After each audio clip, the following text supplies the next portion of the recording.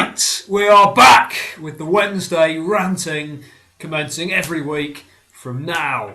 As we know, the channel has relaunched with Minecraft videos, as we saw a couple of days ago, and as we'll see tomorrow or Friday. But we'll be a bit preoccupied because tomorrow FIFA is coming out. This is the first thing on my list, the Royal Mail. I pre-ordered FIFA at the weekend. It's on its way. I got the dispatch email. But this isn't really ranting, this is more laughter. But Matthew's FIFA has not been dispatched. And it's out tomorrow, so he will not be getting it.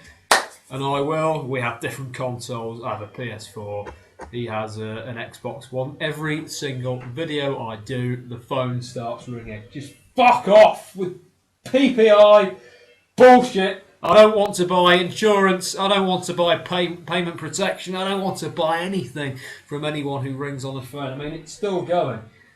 Why? What? Why? Who's calling now? Who could possibly want to speak to me at 4:05 in the afternoon? And it's from a fucking landline because it's not stopped ringing. Just fucking phone! Fucking useless. I'm really sorry about that, people. There's not much I can do. At the first official subject of this rant, I'm going to talk about the M1. We're going to start with a statistic. I went to Sri Lanka this summer, where the roads are very dangerous. They drive tuk-tuks, they drive really old buses, and they drive old cars. Mostly 4 lanes of traffic crammed into 2 lanes. I spent quite a lot of time on the roads there, and you know how many crashes I saw there? At 0, actually. Not one crash in Sri Lanka. But on the M1, fuck's sake, Jesus Christ, honestly, this stretch of road between junctions 14 Milton Keynes, 16 Daventry, there have been 3 crashes in the last 6 hours, and there are at least one crash, or there is at least one crash per day.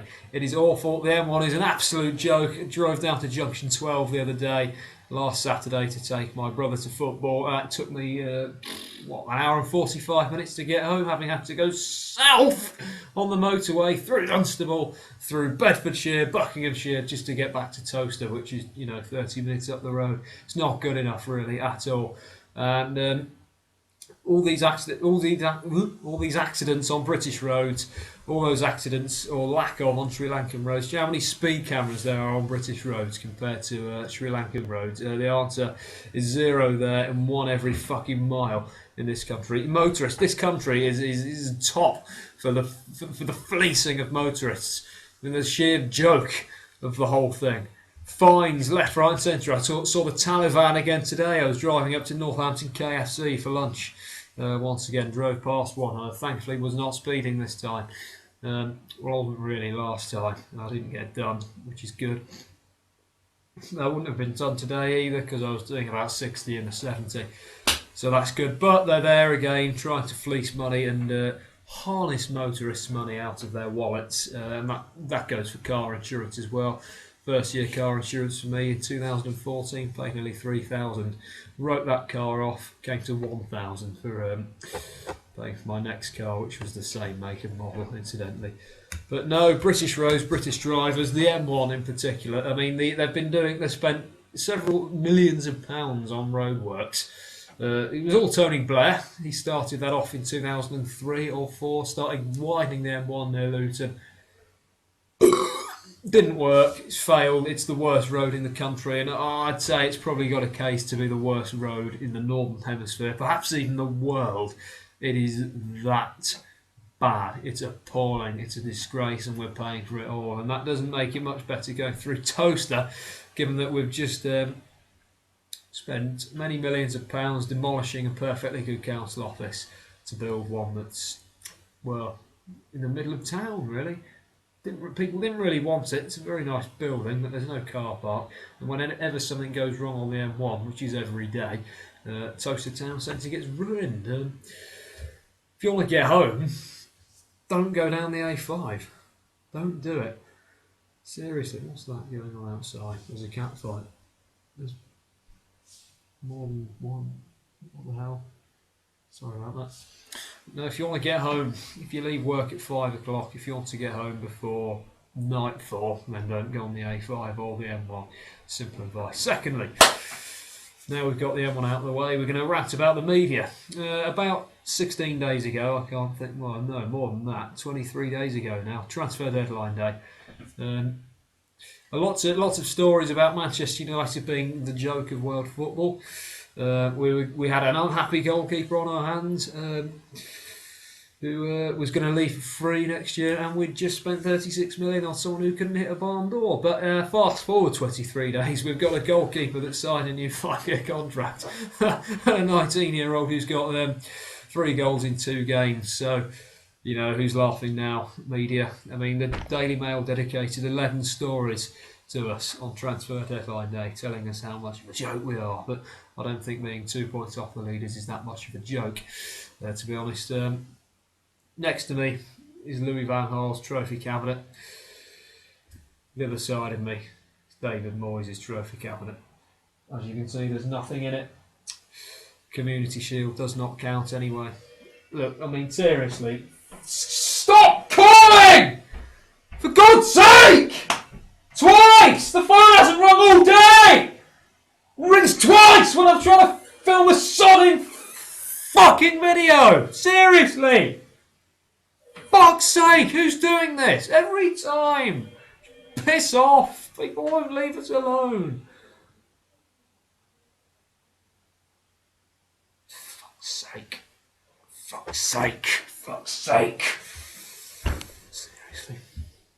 Oh yes, back to the video. There's a bit of a fallacy going round that Louis van Gaal is somehow worse than David Moyes. Well, managerial records at Manchester United, LVG, high win percentage.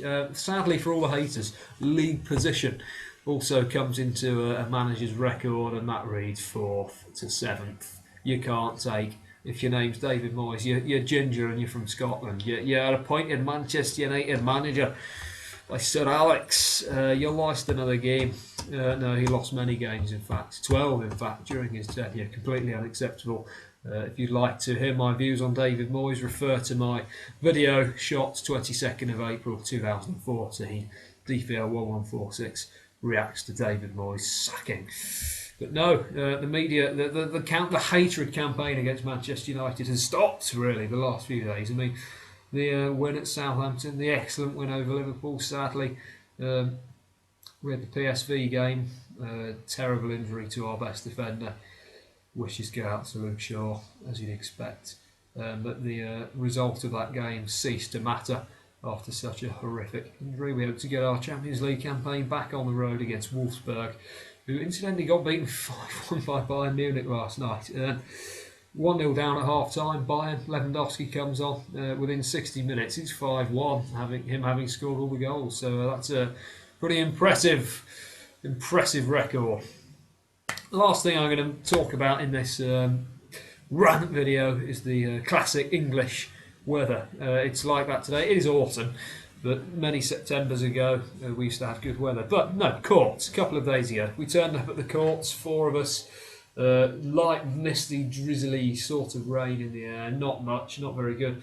We go in, pay 17 quid for the courts. The moment the card comes out, the card transaction machine to pay for that courts to be unlocked, it starts belting it down with rain. I mean, completely unacceptable, dreadful rain non-stop till about 5 o'clock that evening.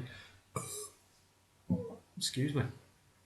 Absolutely appalling, completely unacceptable, awful, shocking weather. It's been shocking all summer by all accounts. Back in June, it was like fucking February. Seriously, we had a good week in July. I was away in August. By all accounts, it was not very warm here, whilst it was 48 degrees where I was. So happy with that. But no, other than that, the weather's quite poor again today. There's a daddy long legs on the window, admiring the achievements of David Moyes. Off to my left-hand side, your right, I would expect. Goodness knows how this camera is going to turn out. But no, DPL1146 is back with the rant. I have not had much time to plan this today, so it's contentless, but I'm sure many things. Actually, no, the last thing I'm going to mention is Piggate.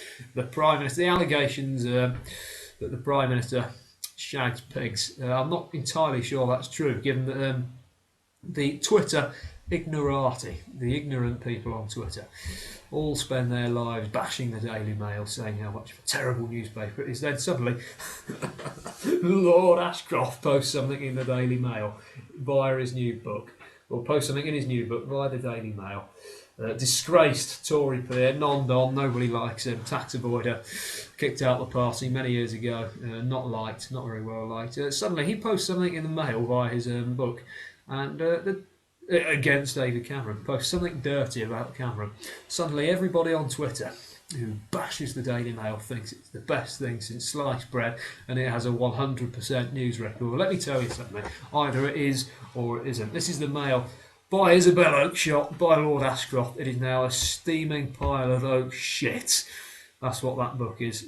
It's now been timely revealed that Piggate was a load of bollocks. That's their reputation as journalists in tatters, posting something they knowingly knew may not have been true. Now it turns out it's not true, so my best bet is that the rest of the content in that book is also not true. I'll leave that for you to judge. Personally, I don't think it is. It probably isn't anyway, given that it's been seen in the Daily Mail. But no, if the Daily Mail digs up some dirt on your rival, it's 100% true, as always. Thank you for viewing. It's been a pleasure, and we'll look forward to the Minecraft video tomorrow morning. Thank you very much. Goodbye. How do you end this recording?